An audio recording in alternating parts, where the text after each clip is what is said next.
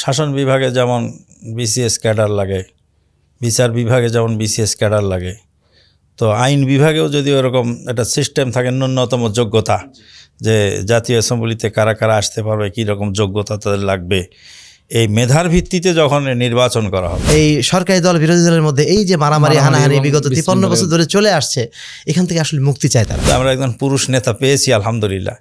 আল্লাহ পাক তার ভিতরে ত্রুটি বিচ্যুতি কিছু থাকলে সেগুলিকে যেন উপেক্ষা করে, বা তিনি নিজেই সংশোধিত হয়ে তিনি যেন আমাদেরকে, জাতিকে একটা ভালো কিছু উপহার দিতে পারেন, তার জন্য আমরা প্রাণপণ দোয়া করি। স্বৈর শাসনটি তৈরি হচ্ছে কেন? কারণ আমি যা বলবো সেটাই আইন, সেটা যাচাই বাছাই দ্বিতীয় কোনো সুযোগ আর থাকছে না। আত্মাহারিক টিভি, ওহির আলোয় উদ্ভাসিত জীবনের জন্য। সম্প্রতি তারেক রহমান যে জাতীয় সরকারের প্রস্তাবনা তিনি দিয়েছেন এবং তিনি তার দলের ঊর্ধ্বতন ব্যক্তিদেরকে নিয়ে এই বিষয়ে আলোচনাও করেছেন, এই সম্পর্কে আমাদের কি ধারণা, আমরা কি মনে করছি? ধন্যবাদ। এই প্রসঙ্গটা আসলে বাংলাদেশে যে প্রচলিত রাজনৈতিক দলগুলো আছে তাদের কাছ থেকে আমরা খুব একটা প্রত্যাশা করি নাই, যদিও সাধারণ জনগণ কিন্তু এটাই চায়। সাধারণ জনগণ এই সরকারি দল বিরোধী দলের মধ্যে এই যে মারামারি হানাহানি বিগত 53 বছর ধরে চলে আসছে, এখান থেকে আসলে মুক্তি চায় তারা।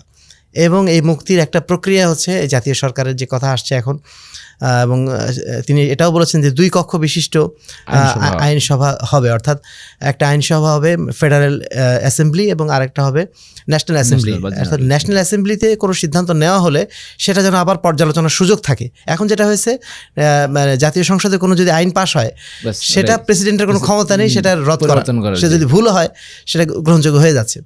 কিন্তু এখানে মানে দুইবার যাচাই বাছাইয়ের সুযোগ থাকছে, যে ন্যাশনাল কাউন্সিল অর্থাৎ জাতীয় সংসদে যদি কোনো আইন পাশ হয়, তো সেটাকে পরিবর্তন করা বা সেটাকে সংশোধন করার সুযোগ মানে ফেডারেল অ্যাসেম্বলি অর্থাৎ কেন্দ্রীয় সংসদ তাদের অধিকার রয়েছে সেটাকে পরিবর্তন করা অথবা সেটা বাতিল করার। তো এই দুইটা কক্ষ যখন থাকবে, তখন পারস্পরিক একটা সমঝোতা থাকবে, একটা ব্যালেন্স থাকবে। এখন যে অবস্থা হয়েছে, ইমব্যালেন্স অবস্থা, একটা যে কি বলো স্বৈর শাসন তৈরি হচ্ছে, ফ্যাসিবাদ, যেটাকে আমরা বারবার বলছি, ফ্যাসিবাদ স্বৈর শাসনটি তৈরি হচ্ছে কেন? কারণ আমি যা বলবো সেটাই আইন, সেটা যাচাই বাছাই দ্বিতীয় কোনো সুযোগ আর থাকছে না।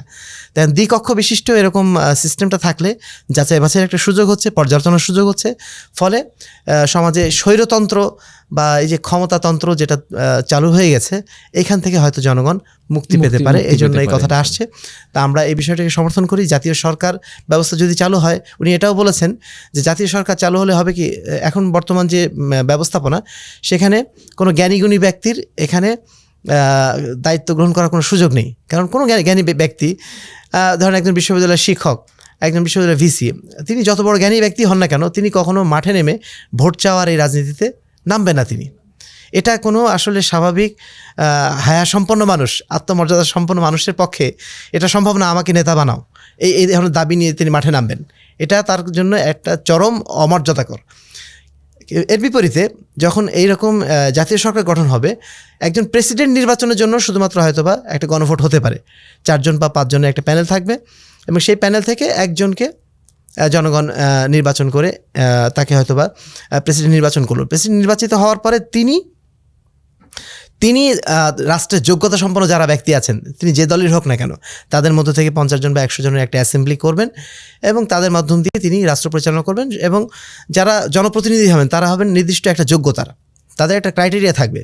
সবাই ঢালাওভাবে জনপ্রতিনিধি হবে এমন না, তাদের নিঃসন্দেহে কিছু ক্রাইটেরিয়া থাকবে, সেই ক্রাইটেরিয়া মেনটেন করেই তারা জাতীয় সংসদে আসবেন।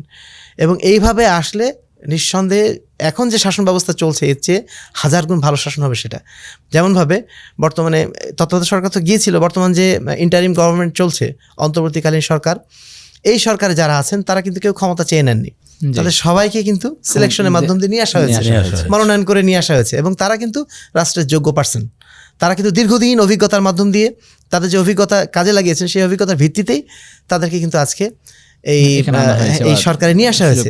এবং কেউ কিন্তু এক্ষেত্রে দ্বিমত পোষণ করেন না, এবং তারা প্রত্যেকেই কিন্তু একটা শ্রদ্ধা তাদের উপর রাখছেন। তারা কিন্তু কেউ বলছেন না যে এই সরকারকে এখন হটানো দরকার, কেউ বলছেন না। এটা সাধারণ মানুষের মন্তব্য কিন্তু এটা না।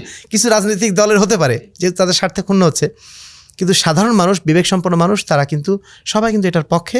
এবং তারা চাচ্ছেন যে এদের মাধ্যম দিয়ে, বা তারা আশা করছেন এদের মাধ্যম দিয়ে একটা সুন্দর সমাজ বা সুন্দর শাসন ব্যবস্থা, সুশাসন, ন্যায় বিচার এইগুলো আশা করা যায় প্রতিষ্ঠিত হবে। তো এই জাতীয় সরকারের ধারণাটাকেই আমরা সমর্থন দিচ্ছি এবং আশা করছি সামনে যে নতুন গভর্নমেন্ট সিস্টেম হবে বা নতুন যে নির্বাচন ব্যবস্থা হবে, সেই ব্যবস্থাটা জাতীয় সরকারের এই ধারণার উপর ভিত্তি করেই প্রতিষ্ঠিত হবে।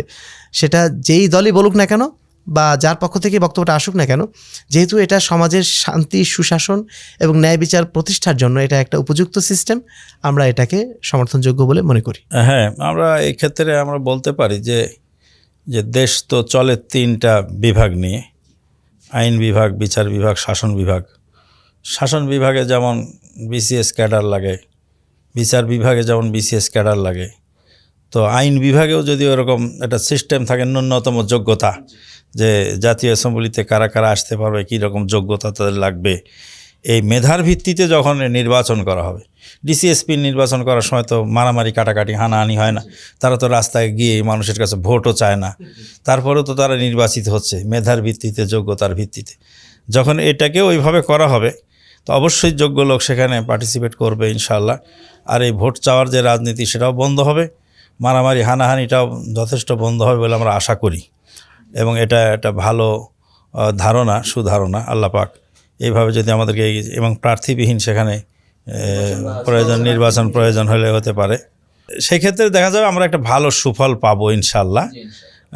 এবং যারা দায়িত্বশীল আছেন, বর্তমান সরকারে যারা আছেন, তাদের কাছেও আমাদের অনুরোধ যে তারাও যেন এই বিষয়টা একটু বিবেচনায় আনে। আর সবচেয়ে বড় আমরা আনন্দ প্রকাশ করছি এবং জাতিকে এটা জানাচ্ছি যে আমাদের বহুদিনের প্রত্যাশা যে দেশে একজন পুরুষ নেতা আমরা চাই, তো আমরা একজন পুরুষ নেতা পেয়েছি আলহামদুলিল্লাহ। আল্লাহ পাক তার ভিতরে ত্রুটি বিচ্যুতি কিছু থাকলে সেগুলিকে যেন উপেক্ষা করে, বা তিনি নিজেই সংশোধিত হয়ে তিনি যেন আমাদেরকে, জাতিকে একটা ভালো কিছু উপহার দিতে পারেন, তার জন্য আমরা প্রাণপণ দোয়া করি এবং তার কাছে আমরা অনুরোধ রাখি যে আপনি এই দেশকে সুন্দরভাবে গড়ে তোলার জন্য, এই দেশের জনগণের চাওয়া পাওয়া, বৃহত্তম মুসলিম জনগোষ্ঠীর চাওয়া পাওয়ার দিকে বিবেচনা রেখে আপনি ইসলামাইজড করার জন্য চেষ্টা করবেন। আল্লাহ পাক তাকে তৌফিক দান করুন। আল্লাহুম্মা আমিন।